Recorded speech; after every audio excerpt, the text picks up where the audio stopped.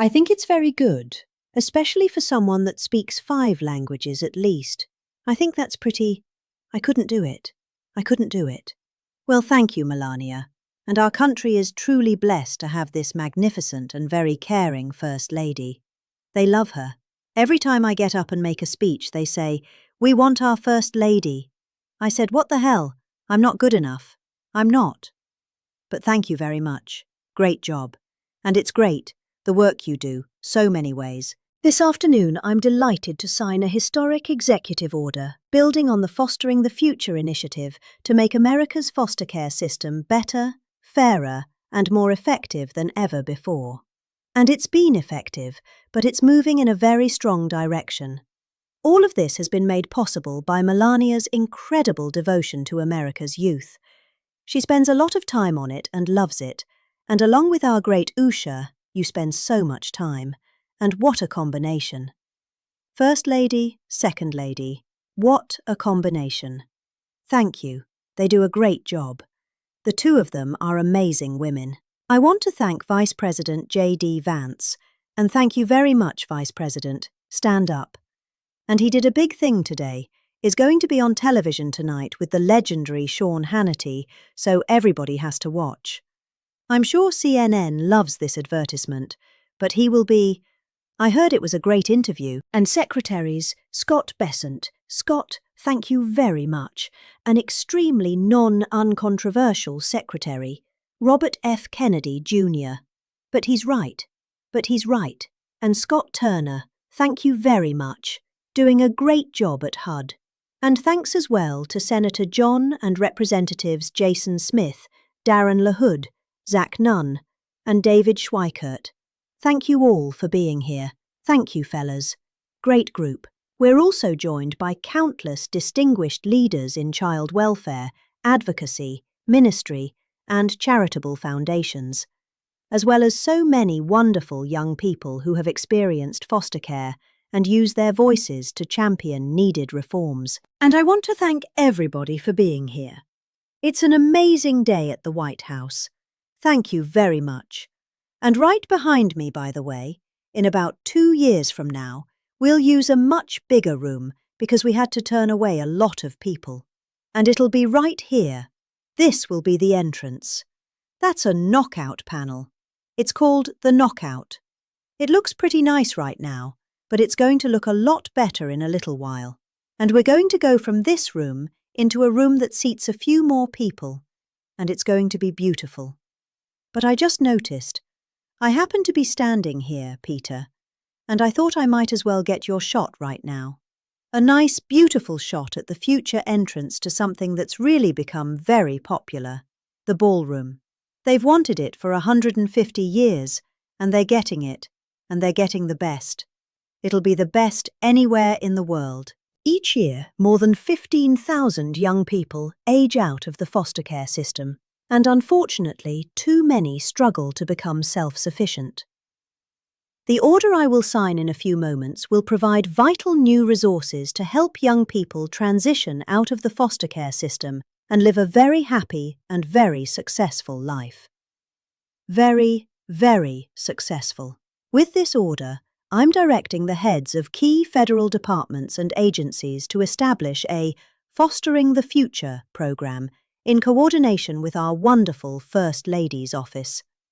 They're coordinating, and they've already been coordinating for quite some time, and I hear it's going really well. You're going to have some... When she gets involved in things, it works.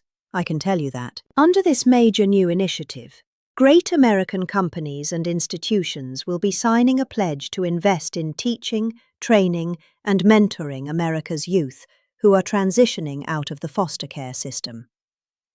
This will help provide jobs, education, and personal development opportunities to fantastic young people who truly need and deserve them. And they're going to get them. A terrific example of the impact these programs can have is Eric Alvarez from Omaha, Nebraska, who is with us today. Where is Eric? Stand up. Good-looking guy. Eric and his siblings were placed in foster care for a year when he was 9. He entered the child welfare system again when he was 15, and today he credits a mentoring and work experience program for foster youth with helping him to finish high school and start his adult life. And he did really well in high school, by the way, really a great student. But he starts life on the right foot, right? Wouldn't you say? I mean, I think you better say yes, otherwise I'm in big trouble. Otherwise I'm all by myself up here, Eric.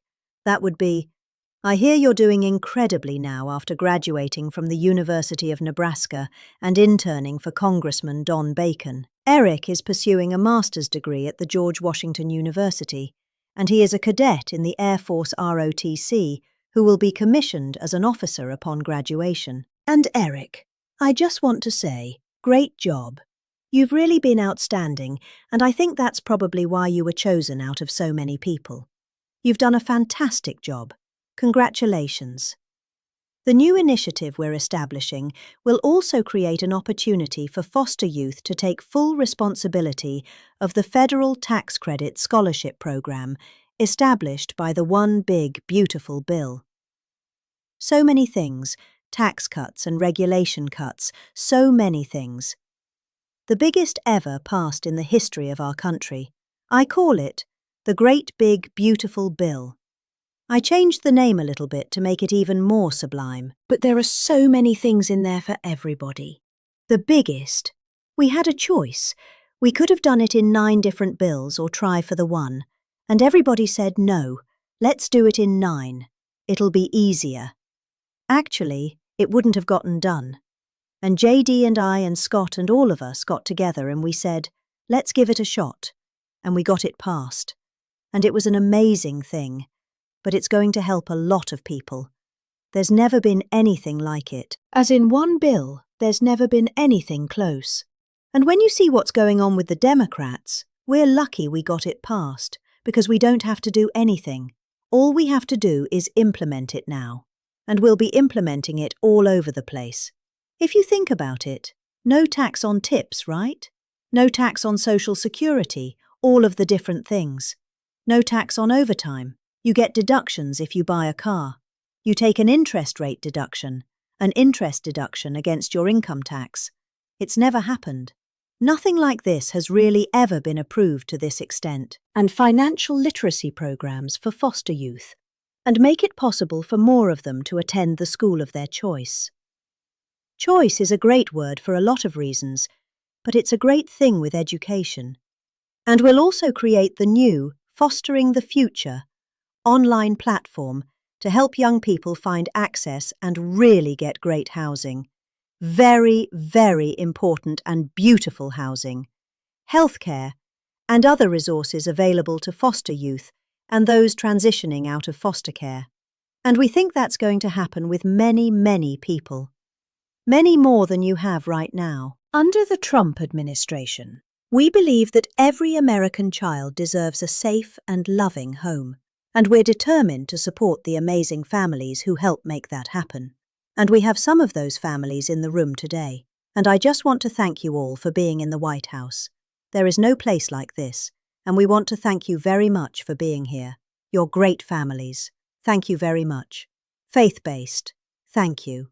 Faith-based non-profits are the nation's most trusted institutions, interacting with the foster care system, and practicing Christians and more. Think of this, more than twice as likely to foster care.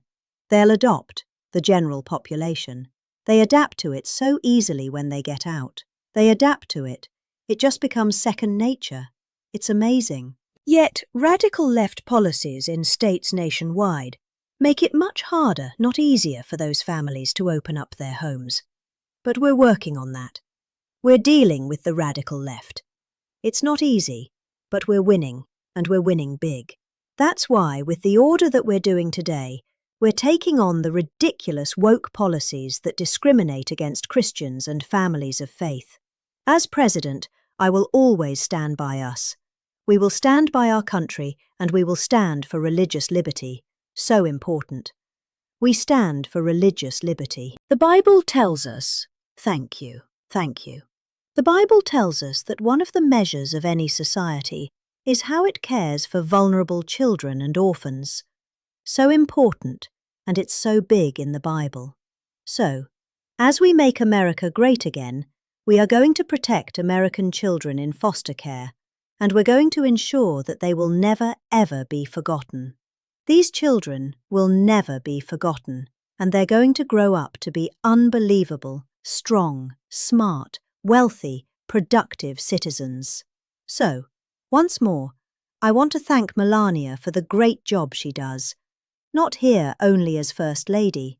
She's a great First Lady, and I want to thank you very much, honey. And the foster families and leaders here today. You're very special people, and we're going to work together, and we're going to have some absolutely incredible results. Thank you all for being here. Thank you very much. Thank you.